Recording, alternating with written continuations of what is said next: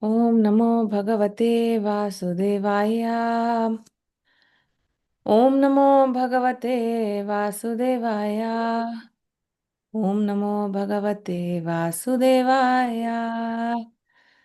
Today we're reading from Srimad Bhagavatam, Canto 3, Chapter 29, verse number 28.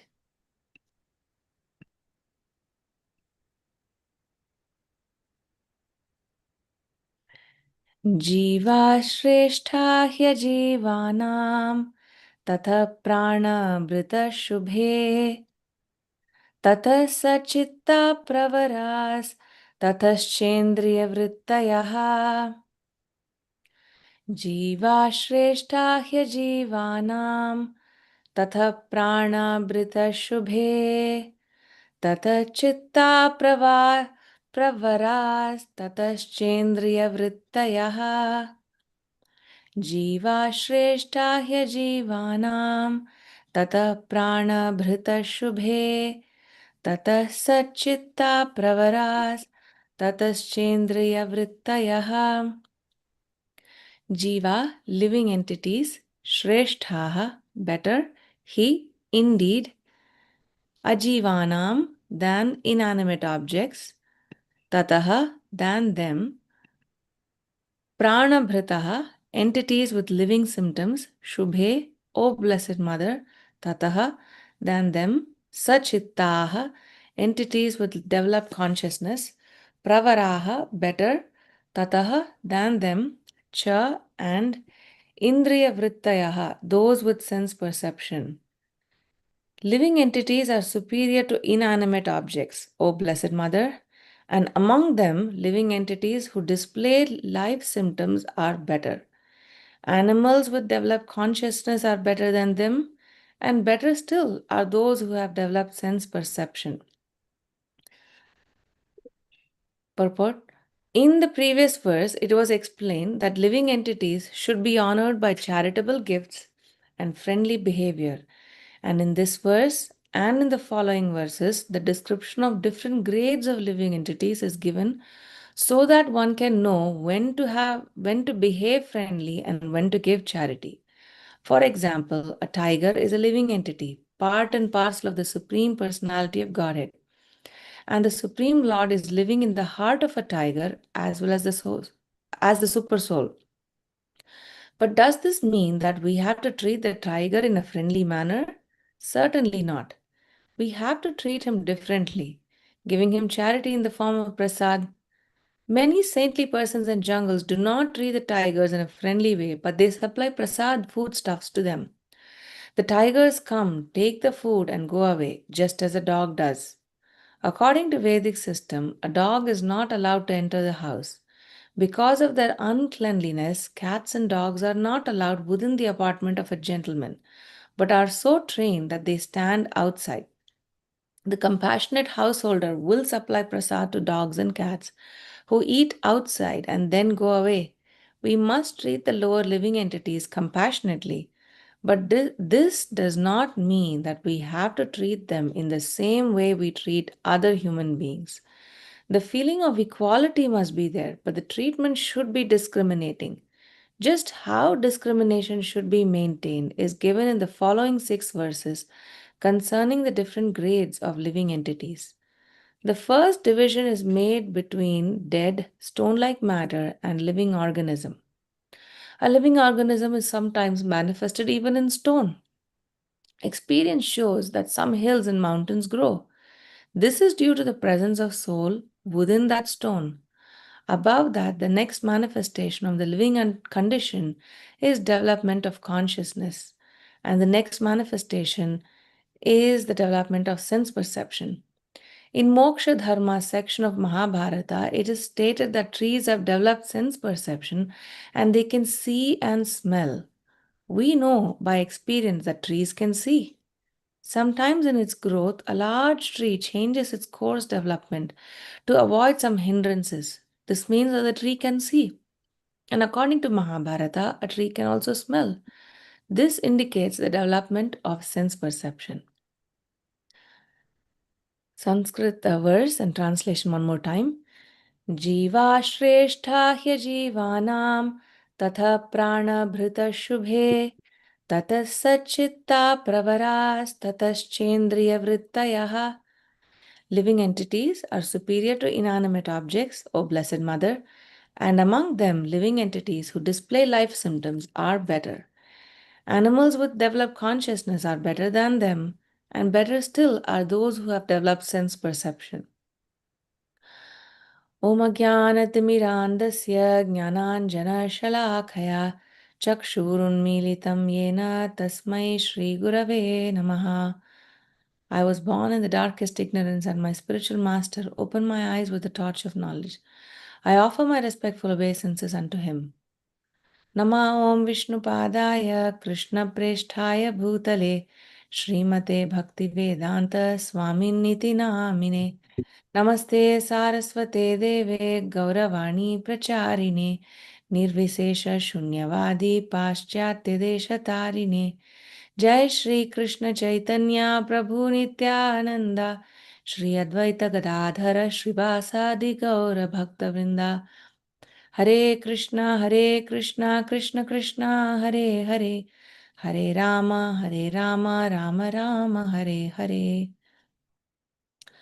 Mukam karoti vachalam pangum langayate girim yat kripatamaham vande Shri Gurum Dinataranam Paramananda Madhavam. Hare Krishna. This is we're reading from Srimad Bhagavatam, Canto 3, Chapter 29, text number 28. And the title of the chapter is Explanation of Devotional Service by Sri Kapila. So yesterday we had the good fortune of hearing from His Grace Braj Mohan Prabhu. So I was asking Lakshmikant Prabhu if he'll be speaking today too. But anyway, so it would have been nice if we had the opportunity to hear from him. Nevertheless, the context is Kapila Dev has spoken Sankhya philosophy to his mother, Devahuti, and she has taken a humble position, even though she is his mother, she's taken a humble position of a student and she's asking him questions. So she says, after the Sankhya philosophy has been spoken, she's asking him, can you tell me about devotional service? Can you tell me about time? So that not just me, others could be benefited too. So he starts speaking about devotional service. Then the previous set of verses, I think from 21 to 24, he is speaking about offenses, like obstacles on the path of bhakti. And the biggest obstacle on the path of bhakti are offenses. And even amongst offenses to devotees is almost unforgivable, right? We see in the pastimes of Ambarish Maharaj, the Lord says, there is nothing in my heart but my devotee, and there is nothing but me in the heart of my devotee. So offenses to devotees are most unforgivable, and the only way out is that we fall at the lotus feet of that devotee and ask for forgiveness. So that's the obstacle. Then he goes on to talk about, well, there's not just the pure devotee, the Mahabhagavata, there are gradations of devotees. So he talks about those gradations. Starting from this verse, there's this is a next section. He's going to talk about different, not just now, so far he's spoken about devotees. Now he's going to speak about different kinds of living entities. And yesterday's verse was kind of the segue between these two sections. So in Srimad Bhagavatam, there are multiple sections where this is spoken. Like, for example, in first canto, Parikshit Maharaj is asking for blessings from the sages. He's saying that, please give me three things. Devotional service, pure devotional service to the Lord, friendship with devotees, and compassionate dealings with other kinds of living entities. Similarly, in 10th canto, when Krishna enters Mathura, he is just finished off the washerman and he has worn beautiful clothes. Now he's off and he is going to meet this florist. And the florist he's heard that Krishna and Balaram have come. He has these beautiful garlands. He's made them for the king, but then when he sees Krishna and Balaram, his heart melts. He offers them those beautiful garlands, fragrant flowers that he's chosen from the forest, and he's offered them to the Lord. And the Lord is very pleased, and he's saying, "What do you want?" To that, he says, "I don't want anything, my Lord. I do not wish for anything else." The Lord is asking him, "No, please ask something of me." And I just want to see if I can pull up that verse. Uh,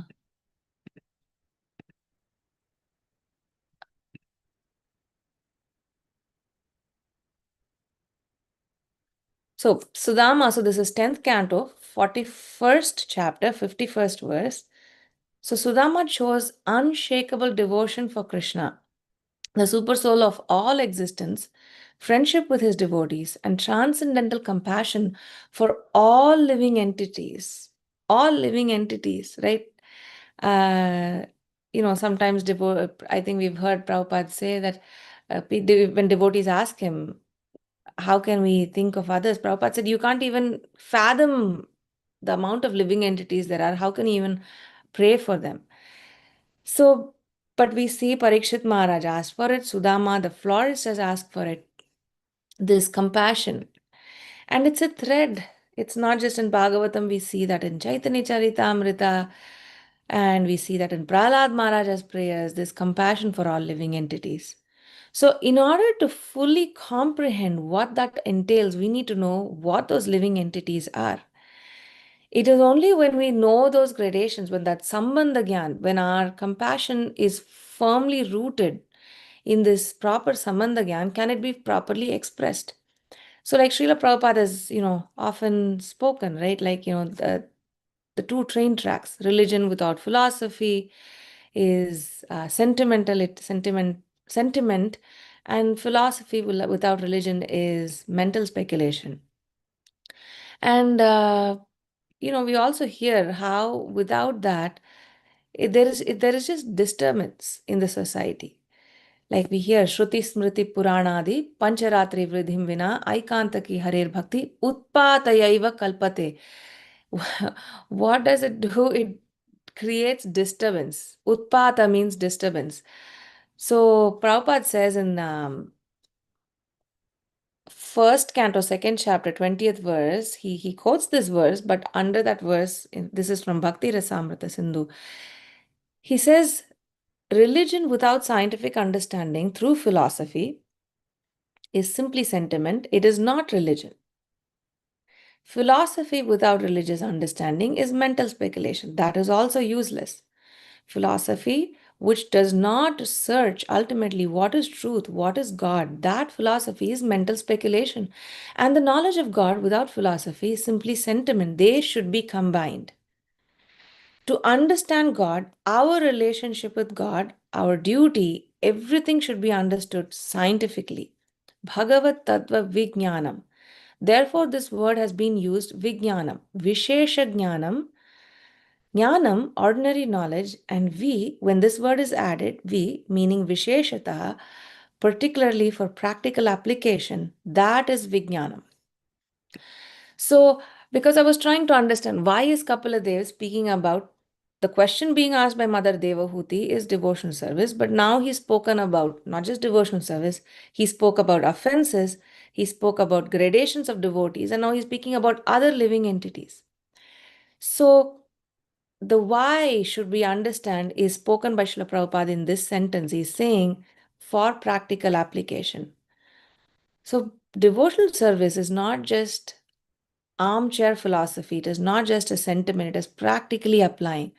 And how will we practically apply? It is by knowing the Sambandha Gyan, who is Krishna, what are his parts and parcels, and how am I related to him. Like he says, Mamaivam Sajiva Loke, Jiva Bhuta Sanatana. These amshas, parts and parcels, they're all whose? Mamaivamsha, they're all parts of Krishna, right? And they're eternally fragmental parts and parcels of Krishna. So, again, these parts and parcels, when they are attached to the main trunk of the tree, they are blooming, they are living, they grow, they show sentiments of, they show consciousness. But when those parts and parcels they fall away, um, like you for example, you may trim the tree, right? Like, like sometimes in certain HOAs, you have to trim the tree. It has to be a certain height. You chop the tree, and as soon as it is fallen off, it still to show symptoms of life. Like the sap may drip off of it. The leaves are still green and vibrant.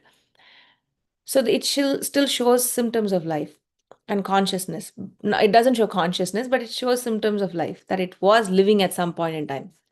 But a couple of days later, the leaves have shriveled, the branches have shriveled up, it's droopy, it is showing that the life is no longer there. So these parts and parcels, the farther away that we have come from Krishna, the more our consciousness is covered. So again, in Srimad Bhagavad Gita, uh, there is this famous verse, right? Dhumena vrittaye vahnir yathadarsho malena cha yathol belan vrito garbhas tatha tenedam avritam. As fire is covered by smoke, as a mirror is covered by dust, or as embryo is covered by womb, the living entity is similarly covered by different degrees of lust. So the consciousness, the further away that we go from Krishna, so much more covering there is. So a fire, when Prabhupada writes in that purport, when you see the smoke, it is understood that that fire is still there. The fire of the living spark can still be perceived. That's the human form of life. The mirror that is covered by dust is likened to birds and bees, Prabhupada says in that purport. And an embryo that is covered by womb, you can hardly make out there is a living entity there. But that covered consciousness is likened to a tree. So, the other famous analogy is of glove, right? Like a boxing glove versus a gardening glove, versus a glove that's worn by a surgeon. So much more can be expressed by a surgeon's glove as opposed to a boxing glove. It's covered. So this again, I just want to go back to that purport. Uh,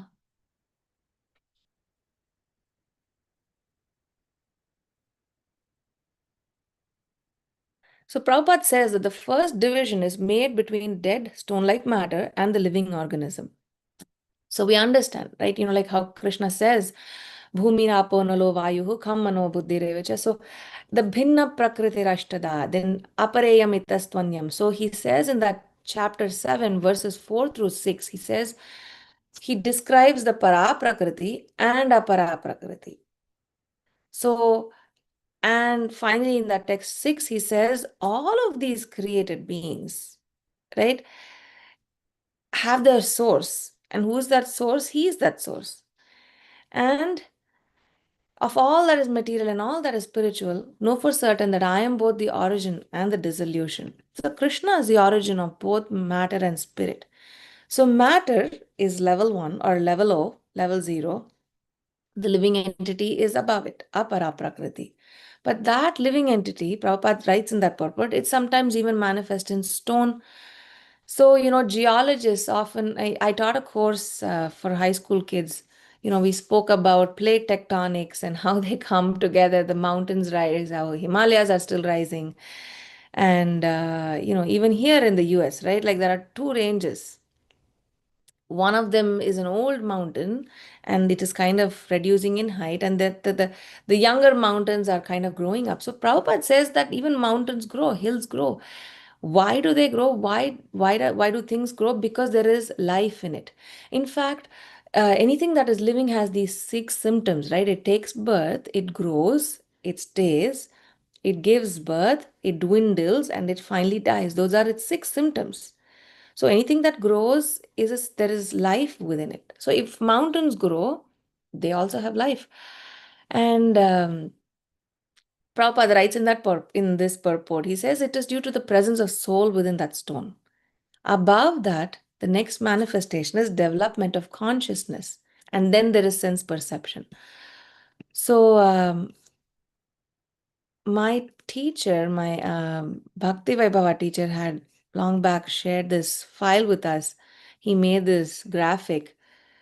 Inanimate objects, then further up is immovable living entities like the mountain, entities with greater symptom of life, and like developed consciousness, sense perception. So this is where we are in this text number 28. And it goes on and on and on, all the way, like up here where he sees super soul in everyone. Vidya Vinaya Sampanne, Brahmane Gavi Hastini, Shuni Chaiva Swapakecha, Panditaha Samadarshina. So that is where we are going, right? Like that Samadarshi state is what uh, we are going. But Prabhupada writes in this again in this text 28 that we are today's verse, he's saying discrimination is needed. So both are being taught. It's like this opposites. On the one hand, there is samadarshinaha, where you see equality. On the other hand, you see differentiation or you discriminate.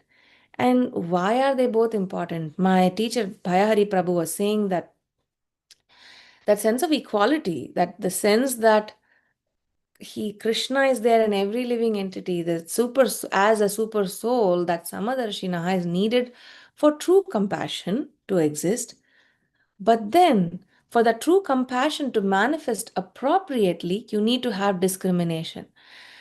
So, without discrimination, proper exhibition of compassion cannot happen. And His Grace Brajmohan Prabhu spoke about this yesterday, right? He spoke about this example of a tiger, and then how without that we are not properly, like I think the example he gave was like a superior or a boss. When you take a gift to him, you're not giving him charity. It is an expression of your respect for him. And then so respect is to be offered to seniors, charity is to be offered to somebody who's a junior, and friendly relationships with your peers. And anyway, so the point is that the gradations are to be understood for proper discrimination. So, couple of other things. I think I have 5 more minutes. So I was thinking, this.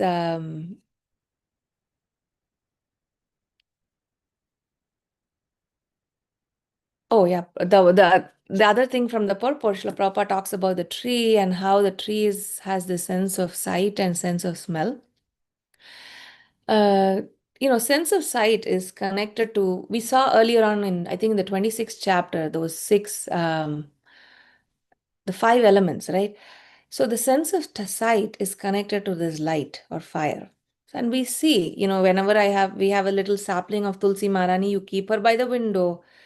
She tends to grow to the window. Unless you keep turning her around, the plant will move only to one side. Like this, recently my son over the summer, he was doing some hydroponic project. The basil plant was just sitting there, and all of the basil was just flowing towards the window. It was like a big bush that was all growing towards the window.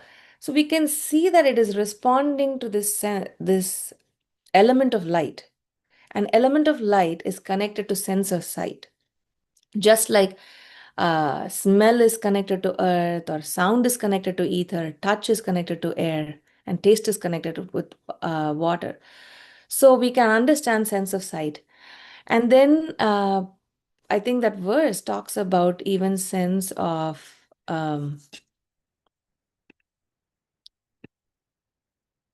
let me read that again.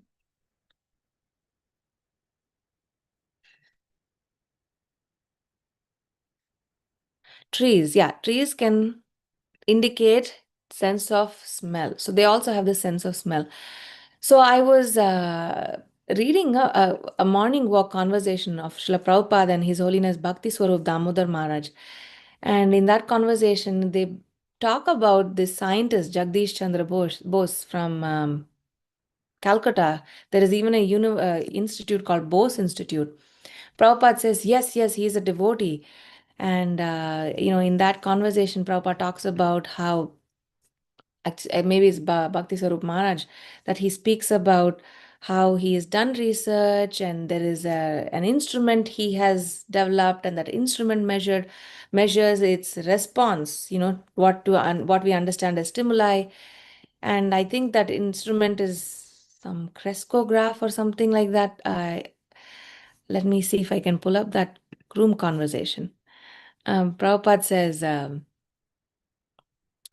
he took up this plant life. After being cheated by Marconi, he took up this plant life. He strongly believed he proved it by machine, by scientifically. He was a very respectful family.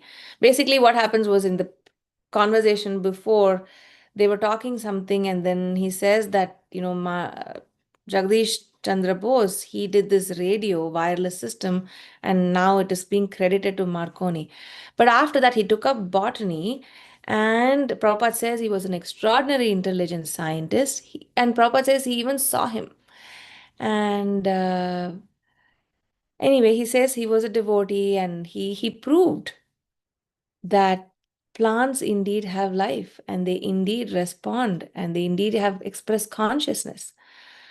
So, in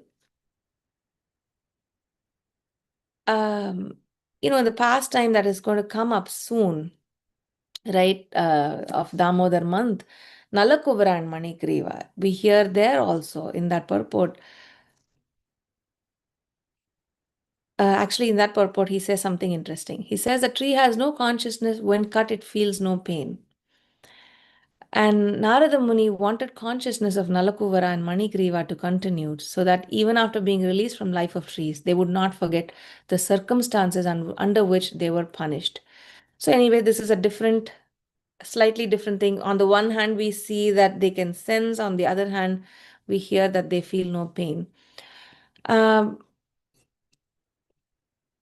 But okay, I have only a few more minutes now. So just to wrap up, what I wanted to say was, we at the moment are not perceiving this reality that the Lord is existing everywhere. But through devotional service, that realization will come, that the Lord is everywhere. He's Sarvavyapi. And then when we are able to see Him in that consciousness, when we are able to see through those eyes, then we are able to relate to everything around us properly. Then we are able to express our compassion in a proper way. And that is a complete understanding of who Krishna is, what are his part and parcels, what is my relationship with him, and how can I relate to him and his energies, right? Like, Prabhupada often says, if you love me, love my dog. So, unless we have that complete understanding, then our love for him is not completely expressed. It is not a full expression of that love. So I think I'll pause here. I have a minute to the hour. If anyone has any thoughts, please do share them with me. Any corrections? Hare Krishna, Mataji, please accept my humble obeisances, all glories to Guru Maharaj Srila Prabhupada. Hare Krishna. Very, very nice class, Mataji. I mean, very scientific. I mean, you have really explained how I've never heard about this tree being able to smell. They're seeing they're growing towards the light that is called in science as phototaxis, as taxism, and that is known. But they're being able to smell. And Srila Prabhupada was very much advocated that we unnecessarily don't cut down the trees because it is like it's bad karma like that. So when we, and he also has mentioned somewhere that there are such microbes that even billions of them will not occupy even a square inch of area. So when we wake up to those realities. This whole the presence of the Lord in all these. That's very amazing. Our perception of Virat Rupa. And all to connect all that. You are very scientific in explaining even the minute details. Thank you very much. Hare Krishna. Thank you, Mataji. I just repeated. Please share, Mataji, that slide that is you showed now from your. Thank you very much. Sure, I'll take a screenshot and send it across. Hare Krishna Mataji, please accept my humble obeisances. I'll go to Srila Prabhupada. Thank you, Mataji. A couple of takeaways that I want to share. I like the example that you gave, how Krishna was towards the florist and how compassionate and they showed equality. At the same time, Prabhupada says that we need to discriminate between these grades of different living entities. And you also mentioned how we can discriminate is to use this both philosophy and religion, combined, not just one of them, which can lead to speculation or sentiment. It's you needled it very nice, the whole topic. And I was thinking how, in Bhagavad Gita, Arjuna is in that position when he has to face his family members and Krishna asks him to kill him. Now he shows compassion on the grounds of religion because he is a devotee. Naturally, that saintliness is within his character. But at the same time, he was asked to kill him because, Prabhupada writes in one of those purports, like they are aggressors. There are 6 types of aggressors. So they can be killed. There are different arguments. I was thinking how whatever Arjuna did, I mean, there's so much to it. Like Krishna is giving us a lesson by keeping Arjuna in that, maybe you can call delusion. So how he could have handled, like how in relation to this topic, they need to be punished, but he showed compassion initially, which is also kind of a right way to deal. And as part of killing him, so he's showing that discrimination because they did those sins. So what did compassion and discrimination? I think maybe it's a reflection. He's showing initially was compassionate, but later he discriminated maybe. Yeah, he says, Krishna says, right, karpanya doshopata swabhava, that miserly weakness, it wasn't compassion at that point in time because it is an intricate subject matter. But I think you bring up an interesting point that Arjuna shows compassion as we understand, and then he also did discriminate based off of Krishna's instructions. Like with this pastime of Nalakuvara and Manigriva too, they were cast, like amongst the 3 levels of consciousness, the fire covered by smoke, or the dust covered mirror, or the embryo covered by womb. They were cast to the lowest species of trees, right? On the one hand, that is Narada Muni has discriminated. He's seen that these people have their consciousness that is their extent of their consciousness. So he's shown discrimination. But then the compassion is that where did they land? They landed in the backyard of Nanda Maharaj and they were able to see Krishna. So I think pure devotees are able to express both. They are able to bring both of them together.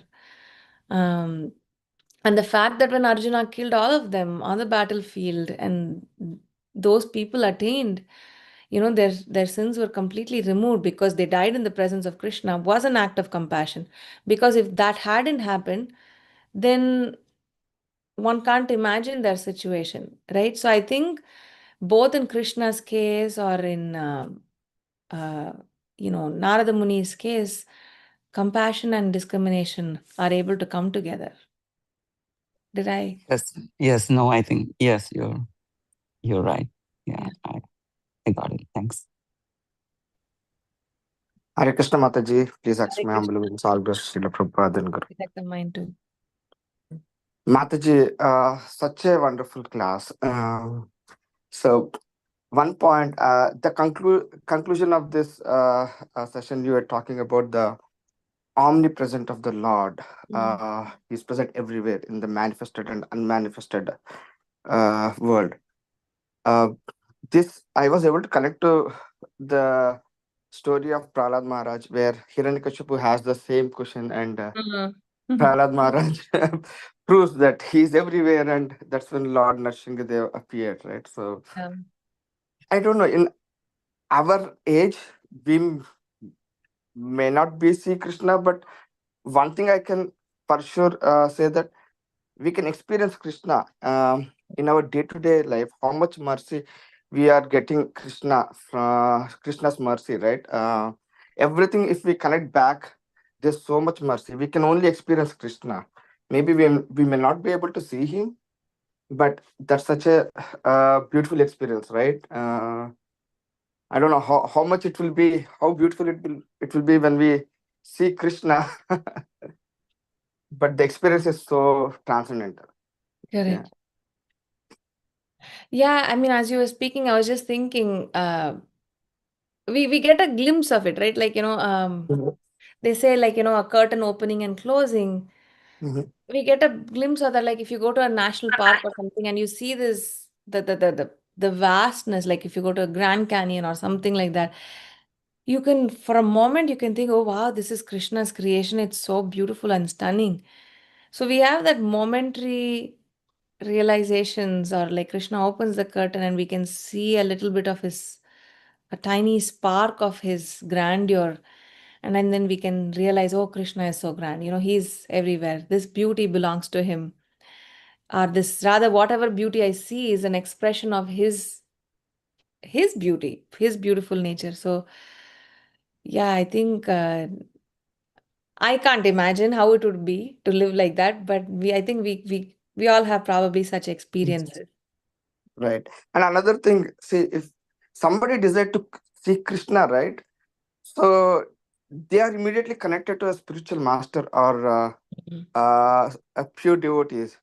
mm, Through their lens, we are able to see Krishna, right? By their Vani and all those things. All the devotees who got into this moment or any sampradaya, they mm, had the desire to see Krishna, and immediately Krishna as a super soul, he was able to connect us to the pure devotees. And mm. since then, our transformation started looking things uh, in through the lens of a pure devotee, and we can just experience. We can experience that beautiful aspect of Krishna, right? Yeah. So, yeah, yeah. Thank you, Mataji. Thank you. Actually, I didn't quote this. I didn't get time to quote this, but I was reading. There was this is an actually kksongs.org. I found this Sanskrit set of verses called Haryashtakam. It is by Vadiraja Tirtha. So it's in Madhva Sampradaya, but it's in KK Songs website. And there he says, does an animal fallen into a well know how to lift itself out, O Hari? By beating off its limbs and repeated cries, it causes mercy, O Lord. I'm just adding to your point, Srimad Sharan Prabhu, that on our own we can't do it. We need the mercy that's coming from Guru and Krishna. And then he says, and even if it is unwilling, its limbs are targeted with a lasso, thus slowly bound, so also the Supreme Lord Hari lifts his own people from worldly existence.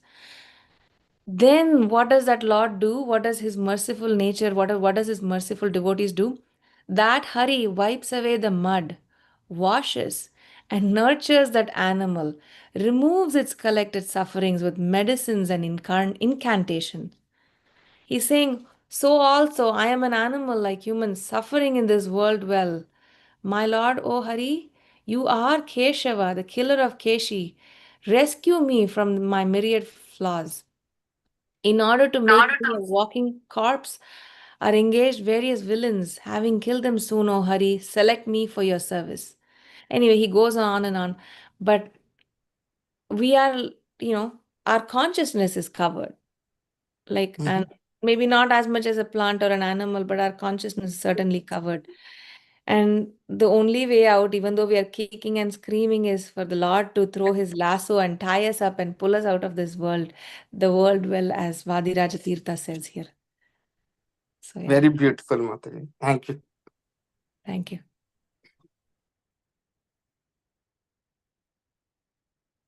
Okay, Hare Krishna. So, thank you all for joining and reading with me today. वाञ्छाकल्पतरुभ्यश्च कृपा सिन्धुभ्य एव च पतितानां पावनेभ्यो वैष्णवेभ्यो नमो नमः। अनंत कोटि वैष्णव वृंद की जय। ग्रंथराज श्रीमद् भागवतम की जय। श्रील प्रभुपाद की जय। हरे कृष्ण।